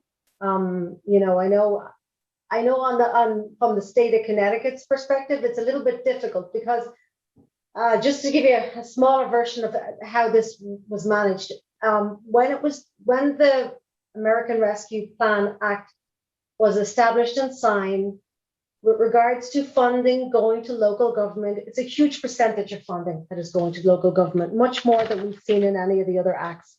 In fact, half of the money from the American Rescue Plan Act is going to city and state government. So if you take that aside, what they decided to do, I guess the majority of the states in the United States manage their government via counties. Connecticut doesn't do that. We have 169 towns. So what they did was they took the funds and distributed among the counties that we have in the state of Connecticut based on a per capita calculation. And from there, they're going to do they did an additional calculation. So there's a number of different criteria that have determined that we're getting $926,000. But it's still unclear as to what they're going to do with it. So I know that's more information than you wanted, but this is a head scratcher. Well, it's a huge amount of money that's coming in to both entities, and it's important to know about it. It's, you know, they definitely need to give us direction, because you get that kind of money, even if you get half of it, you know, here and half of it there, it's just sitting there doing nothing if we don't know what to do with it. So. Oh yeah. Well, Melinda has a question. I'd like to hear Melinda's comment as well, if you don't mind, Aaron. hold on. I just want to make sure that this number, Orla, did you say it's 926 or 986? 926. 926 on the town side and 1,083,000 on the school side. Yeah. Oh, great. That's how it's broken down. Melinda, go ahead, please. So on the school side, you know, where we are under a specific criteria, there is 20% of that money that has to be allocated specifically to learning loss. A big chunk of that money has to go for social emotional learning support. And so there, right now, we're writing a grant for the ESSER 2 funds, and there are all sorts of criteria. We have to establish, do a needs assessment. We have to establish SMART goals built on data. Then we have to comply with their 4 priority areas. So there is tons of strings attached to those dollars. And so it's money that is supposed to help us get over this COVID hump. So it's for supplemental things like social workers and psychologists and other support clinicians for students who are going to come back to us not being in school for 2 years and have to transition back and may have difficulty doing that. So even the bucket of money that we're programming for now, all sorts of data, all sorts of criteria, evaluation, and then that is all approved by the state. So it's not, it's very complex, actually. One of the more complex grants that we've had to put together, but they want accountability on how you're using those dollars and how it's going to impact this COVID pandemic. So I just wanted to let people know that it's not a bucket of money that just falls in our lap and we can do what we want with. It's very specified on the Board of Ed side. I think I would agree. It's definitely that on the town side too. But I think it sounds, based on what I did here today, was the school is getting better direction on what is expected of them than the cities and towns are at the moment. So, but yeah, either way, we're going to be accountable for every single penny that we spend. Go ahead, Rob Mann. No, not only that, but when Melinda said strings attached, it probably means, like she said, psychologists and different things. It probably means that you have to keep those people on long after the money's gone. I know a lot of times that's how grants work. They require you to have, you know, certain criterias which go on far past what the grant money lasts. And to answer that, Rob, the Board of Ed is very cognizant of that, and they always warn about the funding cliff. So if those dollars can help us, for example, in the ESSER 2 grant, we're writing in a HVAC assessment because that's one of the criteria that your ventilation system is working optimally. So there, you can use the money to do that assessment. If there's repairs in the building, it might be a one-time thing that we can, not flooring, not locker rooms, but specific to health, like a ventilation system or something larger. Yeah, you're right. And so the Board of Ed always warns me, especially when we're going for grants, that we got to watch out for the funding cliff because we might not be able to sustain something after the grant money runs out. So. Thank you. I had a question, Melinda. Is there any opportunity, because this is closer to home, remote learning is a direct result of COVID or increased remote learning? Can any of those funds, or will they be contemplated to use for some of the Chromebooks and the higher cost, I should say, of IT due to COVID? Yeah, and it definitely, it can be related to that. Yes. That might be an opportunity if they allow it. I mean, it's a need. You've already done some this year, but if we could use some of those funds for that, that would free up funds for other things, other important. I have a question too, Melinda. Are any of those like psychologists or specific things that they have outlined? Do we already have any of those type of people employed at the school currently? So we only have one social worker, and we have 2 psychologists that spread over the 3 schools. We certainly are strapped for support service providers, and we know that there's a lot of work involved to re-engage the disengaged families who are home distant learning and might not be actively engaged in our schooling. And so there's home visits, there's a lot of extensions that we're going to have to do. And so the one social worker that we have in the district for the 200 students that are already at home distant learning, the 52 students that withdrew for homeschooling, which might be temporary, there's a lot of legwork that's going to happen. So the staff that we currently have on site was never adequate to meet the needs of the students. So it's an opportunity, obviously, to put some staff in short term, but wondering ahead, how are we going to sustain that? I don't know. I don't know if there'll be future grant opportunities for that type of thing around mental health and social emotional learning. But we only have one social worker, and we added that by removing a guidance counselor at the elementary. We just swapped one for the other because the skill set for a social worker is much different than that of a guidance counselor at the elementary end. We need another social worker to manage the high school and the middle school. So the social worker is the psychologist. Is that one and the same, or do you have? So I guess my question would be, for the current people that we do have employed in that position, could that grant money be used towards them plus additional teachers? This is supposed to be supplemental in addition to. Okay, thank you.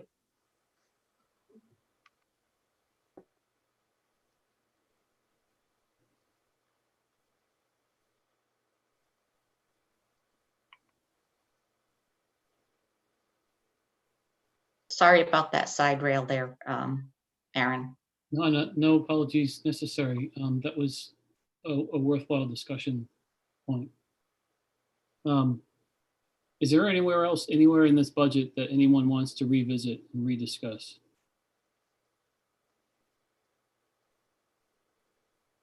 That anyone has any questions on, that anyone feels that they want to learn more about?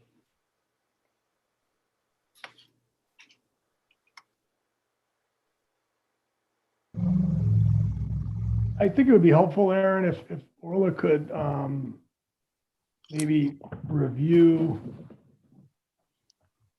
overall what 1% would look like,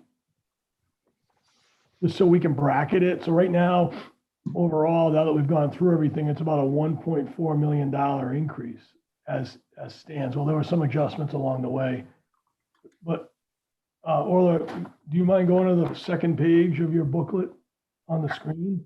You mean like the summary screen? Yeah, the summary screen. Yep. Can I ask a question, Rob, just while she's doing that? Aaron, are tonight gonna go and make some decisions as far as, you know, whether we're going to pay something off or finance it or make cuts or whatever, or are we doing that next week? I don't want to go against the agenda that you have going. Fair question, and I know my impression is that Orla is going to get a bit more information. If you're talking about that debt service page that we're looking at, and there were trucks and leases and then Right, because it's going to make a big difference in the big picture that she's putting up on the screen now, that's all. Yeah, you're right. But my impression is, and correct me if I'm wrong, Orla, that she was going to do a little bit more research to kind of give us a sense of what happens if we pay them all off completely. What happens if we do, if we don't make any changes to the leases that are on the books and bring on 2 more vehicles, and what if we do a mix? At least that was my impression. Right, so we'll see what it's going to look like for the current budget as well as the big picture fund balance versus debt ratio. We know what it does to fund balance depending on the decision that we make. Okay, thank you. At least that was my impression. That's what I thought too, so I just wanted to clarify that for my own self. Thank you. That's a decision that can't be thoroughly made this evening.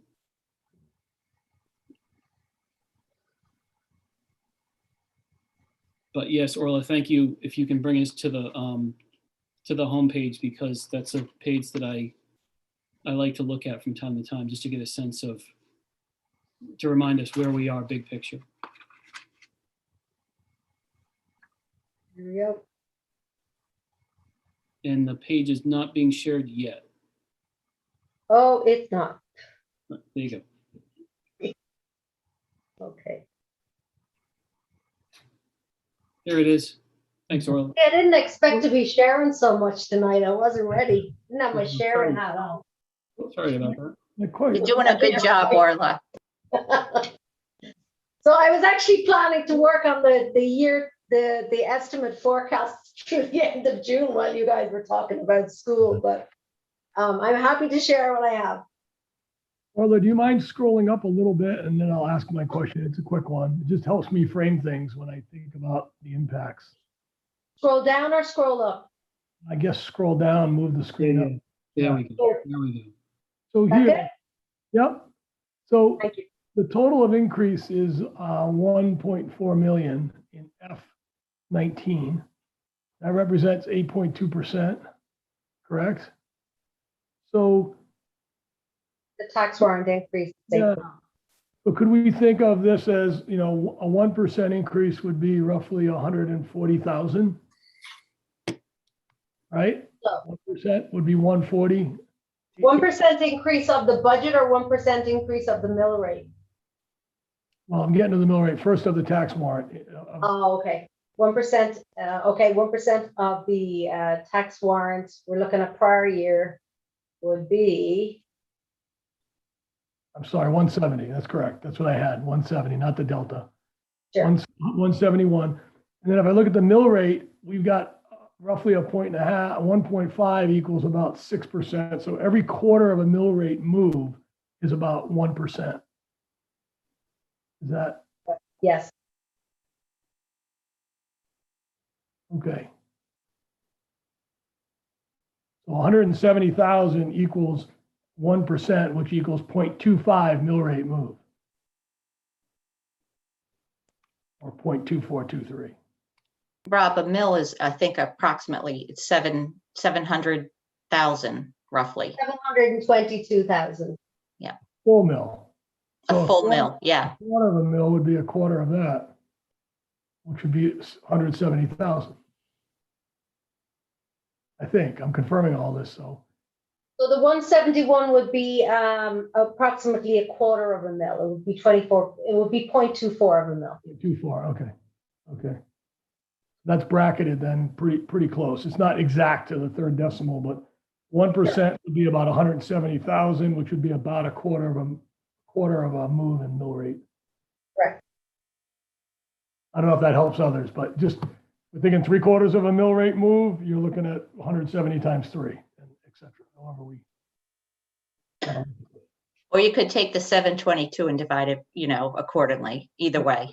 That's the Yeah. way I would have figured it rather than multiplying it, but for the different thinkers out there. Yeah, okay.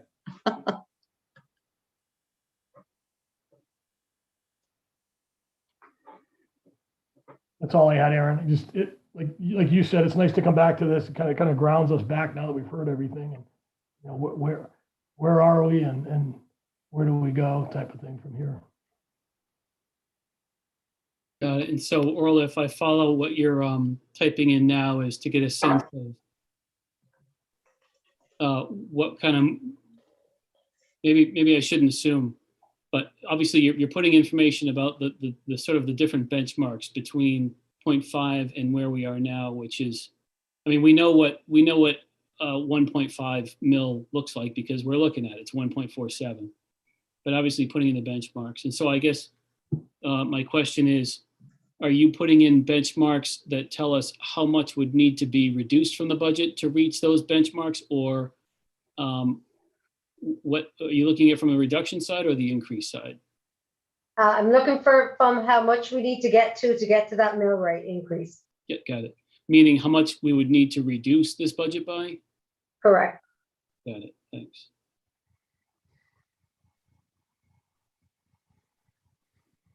Yeah, it was something I was going to do for you guys for Tuesday. No worries. I didn't put in the formal request yet, so I'm not going to hold you to that. But I know you mentioned it to me, so I was. I mentioned it in passing on Tuesday night. It was not a formal request, so I was going to put in the formal request tomorrow morning in anticipation of Tuesday. So I'm not going to fault you if you don't have it right now. It's not a big deal. Okay, good. Thank you. Well, I'm going to try one and see if I can bring it over quickly because we still have a couple of minutes here. It's not 9 o'clock yet.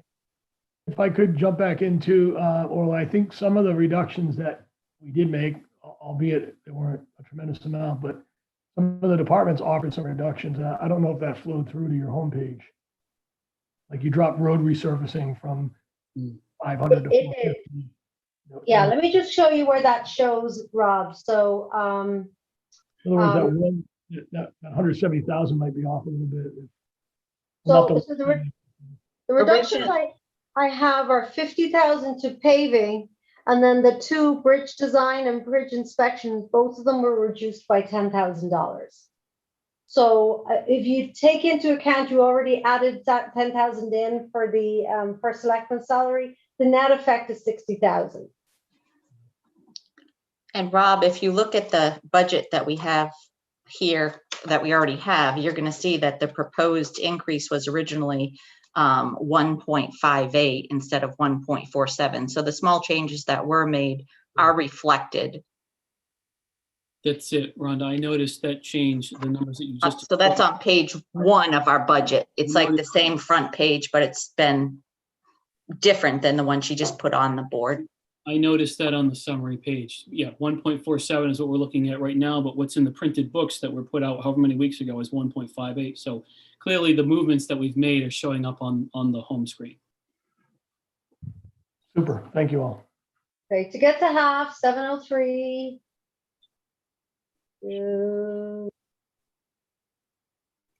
Rob, I just like to share some things because we've been on the board for a while and it just could make things easier for other people that we've struggled with initially, so.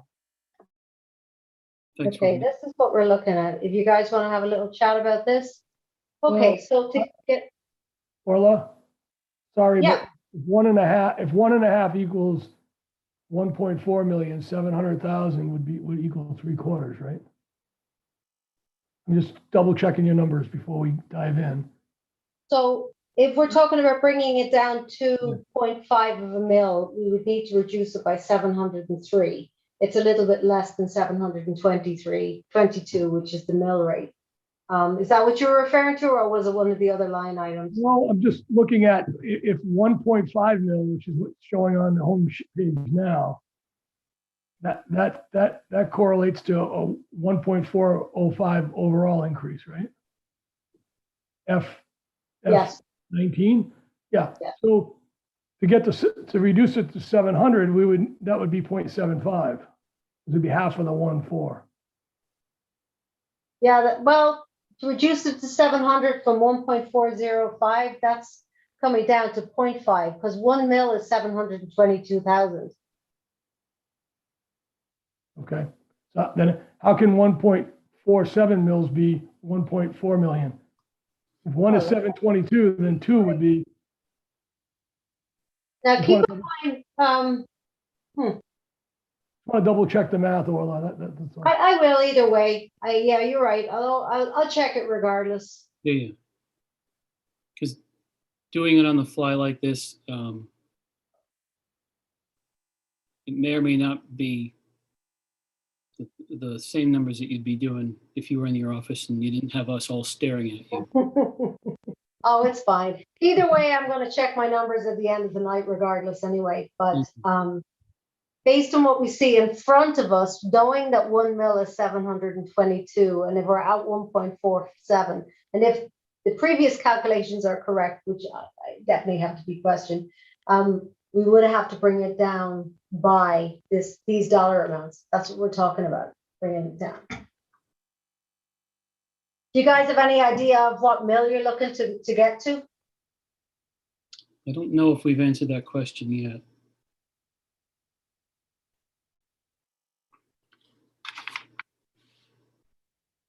I think next week it's going to, once we have some solid information regarding the big ticket items, it'll give us a much better picture of where we are.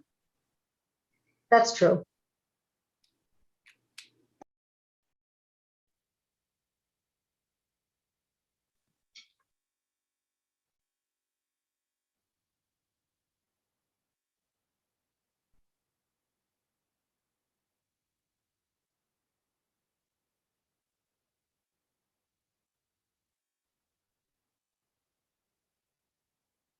I'll have to take a look at my calculations regardless.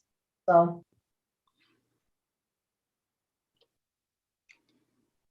Any other discussion, questions, comments on on this page or any other part of the budget? Anywhere in the budget?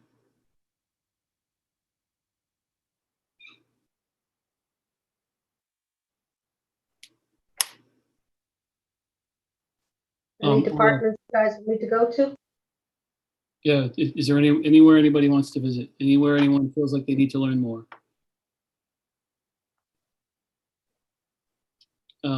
Orla, thank you for checking, when tonight or when you're, in the office or home office tomorrow, thank you for checking the numbers that you put in on this homepage, the numbers that we would need to, the dollar amounts that we need to move in order to reach certain benchmarks. Thank you for checking on that.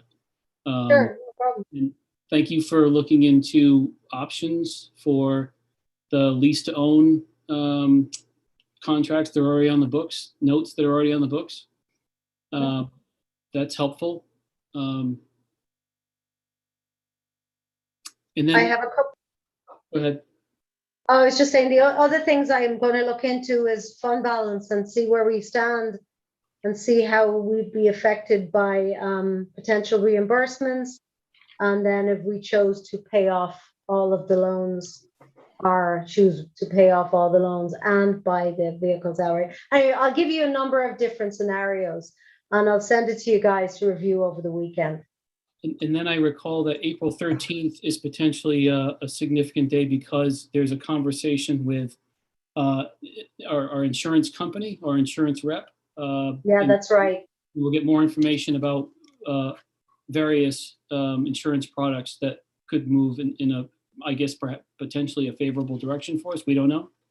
Sure, yeah. Well, it'll certainly be a discussion. So I may not be able to provide the information before Tuesday's meeting because we meet in the afternoon. But I'll keep you guys posted on Tuesday night. That's it. Even if you can have that information sort of in a clear format by Tuesday night, that would be great because that's when we start making decisions. I do want, Steve, you were asking me for contingency numbers. I'll email it out to you guys. Also, there was some the actuals. I just got the numbers in, I got the numbers in from Rainey for revenue, so now I can put together some revised forecasts of where we're going to stand at the end of the year, at the end of the fiscal year with regards to surplus, et cetera, et cetera. Anything else you guys would like me to look into? One other thought, Orla and team here, and if it's not meaningful, then let's not chase it, but with the high level of construction permits that are out, will those convert during, now, from today forward? And would that be a form of revenue that's worthy of at least looking at? Again, just only because it's so high, that may be something that's not in the run rate until it's converted, right? Until the CO, certificate of occupancy. Yeah, until they get the occupancy certificate. That might be a little bit difficult because the building secretary is on vacation. Rob, you're not talking about the permit fee, you're talking about the assessments of those buildings. Exactly. No, but new construction, correct? New construction, yeah, the tax on a piece of land is now going to become a tax on a home. And that's times 10 homes, maybe there's dollars there that will flow through. Again, it's an estimate. We're not going to know with surety because it's a timeline that we're not in control of. But I didn't know if that was worthy of at least, trying to get some estimate on that. I'll talk to Paul, the assessor, tomorrow morning and see if he can give me some estimates on it. With regards to the timing of occupancy, that will be the challenge for me to get while Terry's secretary is out on vacation. But I certainly can get an idea of how the revenue would change. So I'll have a word with Paul tomorrow about it.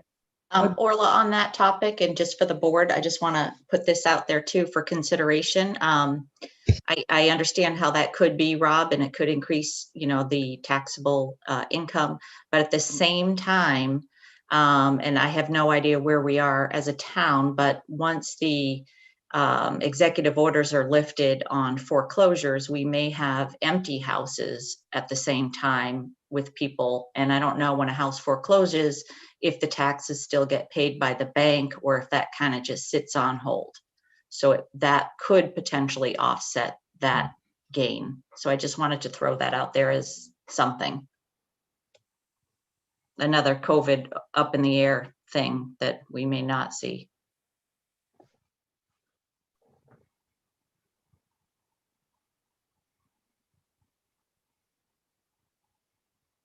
Anything else, anybody?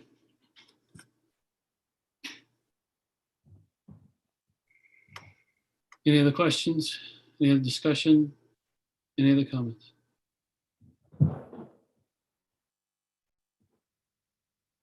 I'd like to say one thing before we adjourn. I just want to say thank you to everybody for, since we first started on Zoom a year ago, I'll tell you last year's budget season was extremely stressful for me. I mean, I didn't even want to continue another year after that, being the fact that we couldn't go to town meeting and we were on Zoom and it was just so much confusion. So I just wanted to say thank you to everybody.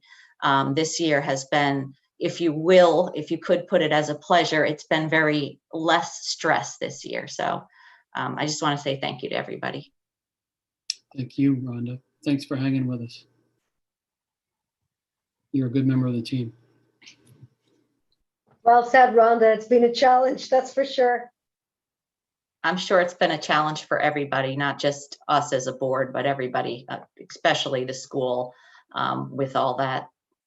I don't need to call it nonsense, but I am going to call it with all those changes. Sure. We know what you mean. Anything else? Anything? I'll entertain a motion to adjourn. I'll second. Okay, so I was entertaining. So Rhonda, you've got the motion. Anyone want a second? I'll second Rob Word. Okay, so Rhonda, you've got the motion to adjourn. Rob Words has the second. All in favor of adjourning signify by saying aye. Aye. Aye. Aye. Anyone opposed? Anyone abstain?